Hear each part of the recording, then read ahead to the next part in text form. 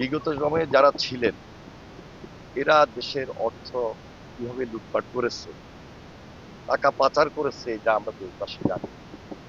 একদিকে তদন্তাধীন রয়েছে, আরেকদিকে এই তদন্তের কারণে যারা আজকে আমাদের এই এলাকায় লক্ষ লক্ষ কোটি কোটি টাকার যে প্রজেক্ট আমরা যেভাবে বঞ্চিত হয়েছি, ঠিকমতো কাজ হয় নাই, তাদের বিরুদ্ধে আইন অনুযায়ী ডিপার্টমেন্টাল ব্যবস্থা গ্রহণ করা। পাশাপাশি অনেকগুলা কাজ যেগুলা চলমান, খুব দ্রুত শেষ করা দরকার।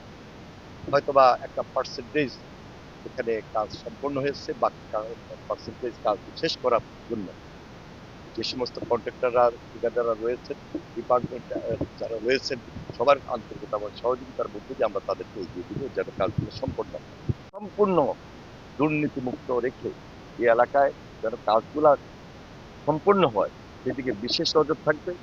এবং আমরা সবসময় দায়িত্ব নিয়ে এই কাজগুলো সম্পূর্ণ হচ্ছে কিনা সেদিকে বিশেষ সজাগ থাকবো, সতর্ক থাকবো এবং টোটালি একটা জিরো টলারেন্স যেন আমাদের এই কাজগুলো সম্পূর্ণ হয় সেদিকে আমাদের টাস্ক ফোর্স যারা রয়েছে, আমরা যারা রয়েছি, আমরা সবাই সতর্ক এবং সজাগ থেকে এই কাজগুলোকে সম্পন্ন করে উদ্ধার করে নিয়ে আসবো। আমরা এই কাজটুকু 100 থেকে 62 কিলোমিটার এটা সম্পূর্ণভাবে স্থায়ীভাবে যেন সম্পন্ন হয় সেদিকে আমাদের নজর থাকবে ইনশাল্লাহ। আমরা এই দেশপ্রেমিক সরকার, আমাদের তারেক রহমানের নেতৃত্বে এই কাজগুলা আমরা সম্পন্ন করবো এবং আমাদের এই অঞ্চলের নদীভাঙ্গা মানুষের যেটা প্রয়োজন সেই কাজগুলা যেন আমরা তাদেরকে দৌড় গড়ায় পৌঁছে দিতে পারি, তাদের সুবিধার জন্য জনস্বার্থে এই কাজগুলোকে আমরা সম্পন্ন করতে পারি।